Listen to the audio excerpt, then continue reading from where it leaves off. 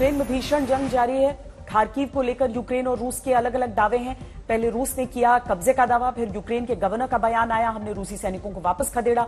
Kharkiv से रूस की सेना की बख्तरबंद गाड़ियों की जलने की भी तस्वीरें आई हैं। खार्किव पर कब्जे की जंग भयंकर होती जा रही है। खार्किव शहर की सड़कों पर रूस के टैंकों की तस्वीर है। रूस के टैंक और बख्तरबंद गाड़ियों का काफिला खार्किव में देखे जाने से वहां के नागरिकों में जबरदस्त गुस्सा दिखा। यूक्रेन में कीव इलाके के उत्रिव्का में दिखा आग का गुबार। कीव से 30 किलोमीटर दूर तेल डिपो पर रूसी सेना के हमले के बाद मचा हाहाकार। आसमान में कई फीट ऊंची उठी आग की लपटें। धमाके के बाद कई किलोमीटर तक फैला धुआं। हालांकि फिलहाल तेल डिपो में आग से हुए नुकसान का आकलन नहीं है। यूक्रेन की राजधानी कीव में धमाकों के बीच आज तक की रिपोर्टिंग जारी है। आज तक संवाददाता गौरव सावंत को कीव में स्थानीय पुलिस ने चेकिंग के लिए रोका। कीव में इस वक्त लगा है सख्त कर्फ्यू। चेकिंग के बाद वहां से सही सलामत टीम निकली। भारी जोखिम के बीच पल पल की खबर आज तक संवाददाता पहुंचा रहे हैं। यूक्रेन में स्थानीय लोगों ने भी देश की रक्षा के लिए उठा लिए हैं हथियार। पूर्व मिस ग्रैंड यूक्रेन अनास्तासिया लेना ने हाथों में AK-47 राइफल लेकर यह बताया है कि वो भी यूक्रेन की रक्षा के लिए तत्पर हैं। अनास्तासिया लेना पहले तुर्की में एक मॉडल और पब्लिक रिलेशंस मैनेजर के रूप में काम करती थी। यूक्रेन और रूस में भीषण जंग जारी है। कीव शहर के और करीब रूसी सेना पहुंच गई है। निप्रो नदी के आसपास, नाइपर नदी के आसपास यूक्रेन और रूस के बीच भयंकर युद्ध चल रहा है। कीव पर कब्जे को लेकर रूस की सेना आक्रामक हो गई है। वो किसी भी समय कीव पर कब्जा कर सकती है। यूक्रेन से जंग के बीच रूस के राष्ट्रपति ने डेटरेंस फोर्स को अलर्ट कर दिया है। राष्ट्रपति पुतिन ने स्ट्रेटेजिक डेटरेंस फोर्स को अलर्ट किया। पुतिन ने अपने रक्षा मंत्रालय को आदेश दिया है। बताया जा रहा है कि पुतिन ने पश्चिमी देशों की बयानबाजी के चलते यह निर्णय किया। यूक्रेन से बातचीत को लेकर रूसी मीडिया ने बड़ा दावा किया है। रूसी मीडिया के अनुसार यूक्रेन का प्रतिनिधिमंडल बेलारूस की तरफ रवाना हो गया है। रूसी मीडिया की माने तो बेलारूस बॉर्डर पर यह बातचीत होगी जिसमें पुतिन के सहयोगी शामिल होंगे। इस बीच यूक्रेन ने भी साफ कर दिया है कि बेलारूस बॉर्डर पर पिप्रियात नदी के पास रूस के साथ बातचीत होगी। खार्किव को लेकर यूक्रेन और रूस के अलग अलग दावे हैं। खार्किव के गवर्नर का दावा है कि रूसी सेना को वहां से भगा दिया गया है। गवर्नर ने कहा कि रूसी सेना टैंक और अपनी गाड़ियों को छोड़कर भाग निकली, जबकि रूसी मीडिया का दावा है कि रूस की सेना खार्किव पर शिकंजा कस चुकी है। रूस यूक्रेन की जंग का आज चौथा दिन है। इस जंग में दोनों तरफ भारी नुकसान हुआ है, लेकिन रूसी मिसाइल में यूक्रेन के रिहायशी इलाके में भारी तबाही हुई है।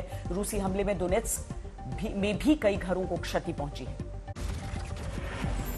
यूक्रेन के राष्ट्रपति जेलेंस्की ने रूस पर संगीन इल्जाम लगाया है। जेलेंस्की का दावा है कि रूस अब नरसंहार पर उतारू है। जेलेंस्की ने यूक्रेन में रूस की कार्रवाई को आपराधिक बताया है। उन्होंने कहा कि रूस की ओर से उनके देश में नरसंहार किया जा रहा है। रूस यूक्रेन जंग के बीच आज रात 1:30 बजे संयुक्त राष्ट्र सुरक्षा परिषद की बैठक होने वाली है। इस बैठक से पहले यूक्रेन के राष्ट्रपति ने रूस को संयुक्त राष्ट्र सुरक्षा परिषद में वोटिंग के अधिकार से वंचित करने की मांग की है। यूक्रेन से जंग के बीच रूसी मीडिया ने सनसनीखेज दावा किया है। रूसी मीडिया के अनुसार यूक्रेन ने कीव के बाहर केमिकल का इस्तेमाल किया है। रूस की मीडिया की माने तो यूक्रेन ने कीव के बाहर रासायनिक हथियारों का प्रयोग किया।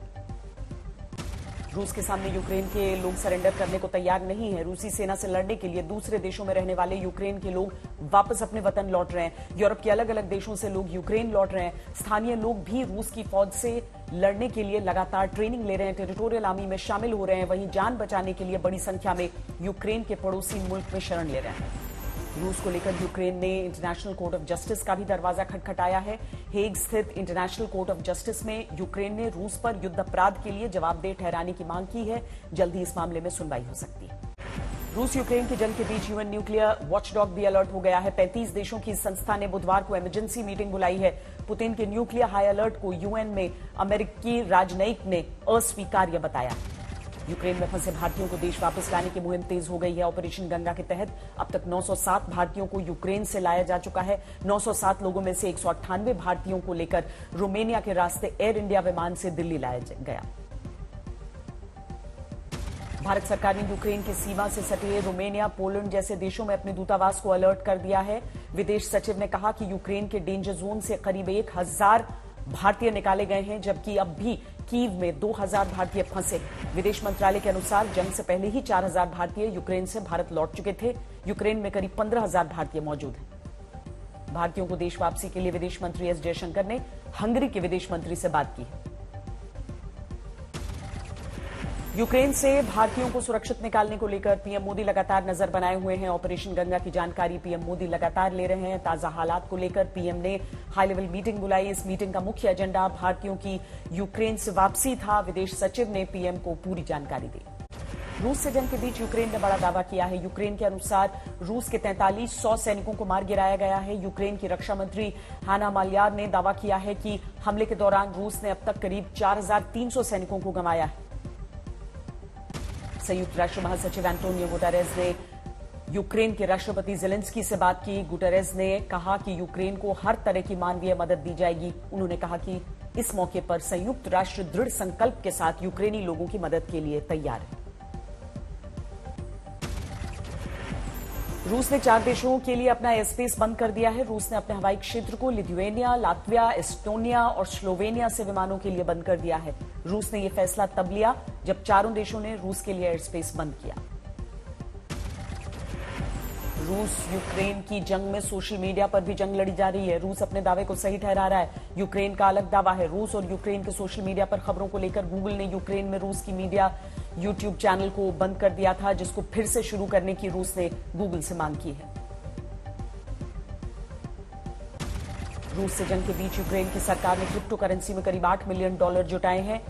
ब्लॉकचेन विश्लेषण कंपनी एलिप्टिक के अनुसार बिटकॉइन और दूसरे डिजिटल टोकन के दान के लिए यूक्रेन ने सोशल मीडिया पर अपील की थी। यूक्रेन को अभी आर्थिक रूप से भी मदद की सख्त जरूरत है।